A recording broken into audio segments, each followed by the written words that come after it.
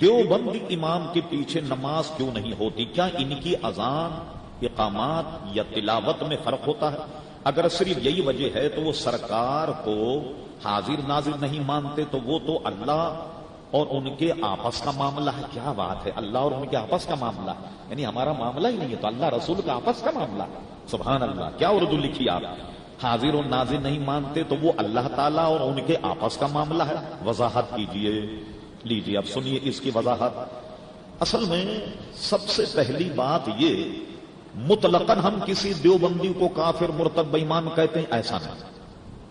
جن سے حضور کی شان میں گستاخی ہوئی ان کو ہم دائرہ اسلام سے خارج سمجھتے ہیں، یا ان کی کتابیں پڑھنے کے بعد دیکھ کر جو یہ کہے نہیں جو بالکل صحیح کہتے ہیں، سچ کہتے ہیں، وہ بھی انہی جیسا ہے۔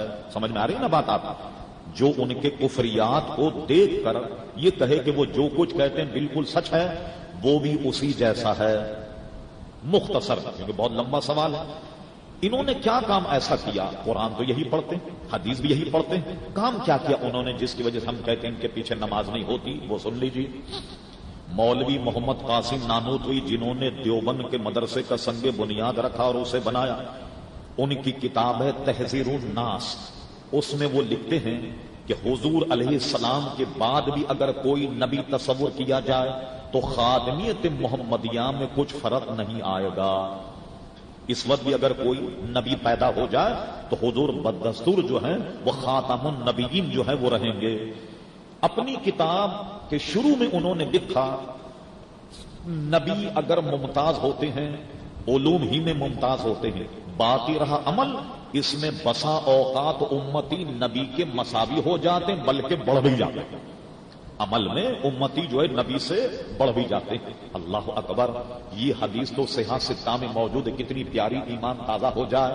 فرمان میرے غلاموں، حضور ارشاد فرمان، ایک وہ شخص کہ جس نے حالت ایمان میں مجھے دیکھ لیا، نہیں مجھے نظر بھر کر حالت ایمان میں دیکھا یا میری صحبت میں بیٹھا، وہ صحابی، غیر صحابی تم میں کا کوئی شخص احد پہاڑ کے برابر سونا اللہ کے راستے میں خیرات کر دے، اور مجھے دیکھنے والا ایک مد جو، سیر یا سوا سیر جو اللہ کے راستے میں وہ خیرات کر دے، تو احد پہاڑ کے برابر سونا دینے والا آدمی میرے اس غلام کو جس نے مجھے دیکھا اس کے درجے کو نہیں پہنچ سکتا۔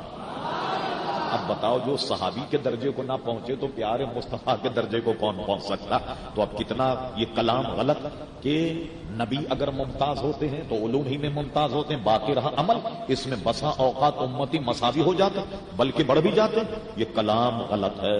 دوسری شخصیت رشید احمد گنگوہی، ملاحظہ فرمائیے، فتاوی رشیدیہ، وہ فتوا دیتے ہیں واللہ علی کل شیء قدیر، اللہ تعالیٰ ہر شے پر قادر ہے۔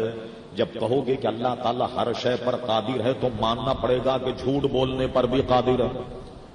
اگر کہو گے وہ جھوٹ نہیں بول سکتا تو کہیں گے لو اللہ تبارک و تعالیٰ بعض کام تو کر سکتا ہے اور جھوٹ نہیں بول سکتا، جھوٹ تو عیب ہے، جھوٹ تو بالکل عیب، اللہ کی طرف منسوخ کرنا کہ وہ جھوٹ بول سکتا۔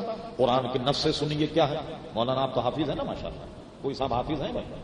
ہاں تو آپ ذرا سنتے رہیے۔ ہاں، سورہ صف، وَمَنْ أَظْلَمُ مِمَّنِ افْتَرَىٰ عَلَى اللَّهِ الْكَذِبَ، اس سے بڑھ کر کے کون ظالم ہوگا جو اللہ پر جھوٹ باندھے؟ نص ہے قرآن کی کہ اس سے بڑھ کر کون ظالم ہوگا جو اللہ تبارک و تعالیٰ کی طرف جھوٹ باندھے کہ اللہ تعالیٰ جھوٹ بولتا ہے، معاذ اللہ۔ یہ انہوں نے اپنے فتوے میں لکھا اور یہ چھپا ہوا فتوا ان کو موجود ہے۔ دو تین، خلیل احمد امبھیٹ، ان کی کتاب ہے براہین قاطعہ۔ براہین قاطعہ میں عبارت یہ ہے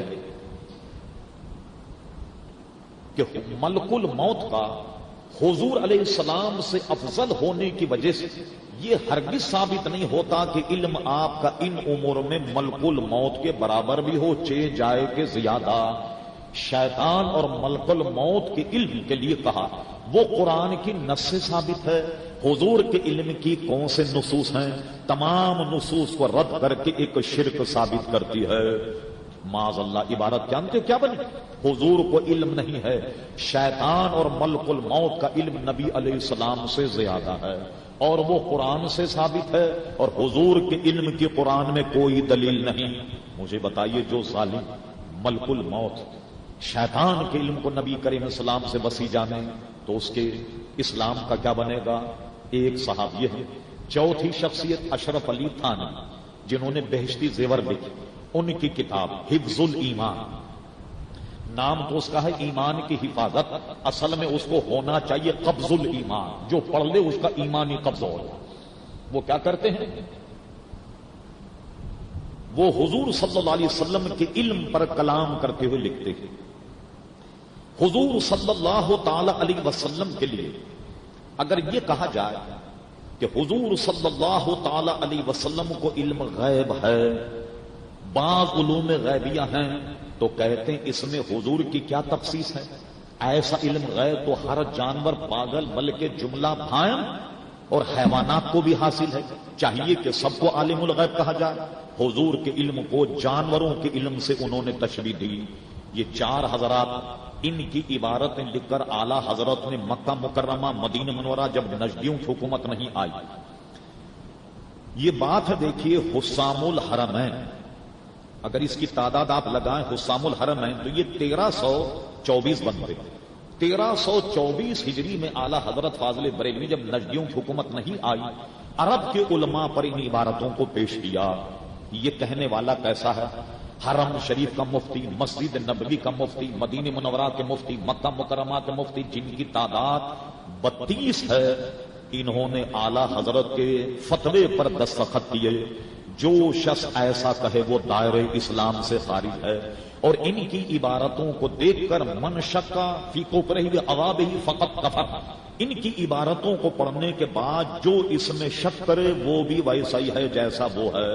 اس کے بعد 1340 میں مولانا حشمت علی خان صاحب رحمۃ اللہ علیہ ایک سوال مرتب کیا، اس کا نام ہے الصوارم الہندیہ، 1340 میں چھپی۔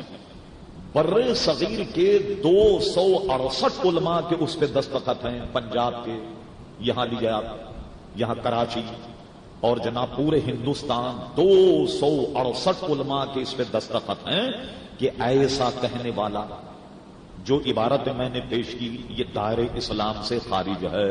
یہ زمین کا یا کوئی روٹی اور پراٹھے کا جھگڑا نہیں ہے میرے بھائی، جو بھی نبی کریم علیہ الصلوۃ والسلام کی گستاخی کرے وہ دائرہ اسلام سے خارج ہے، چونکہ یہ حضرات ان کا ارتکاب کر چکے، اس لیے ہم ان کے پیچھے نماز نہیں پڑھتے۔ لمبا ہو گیا سوال۔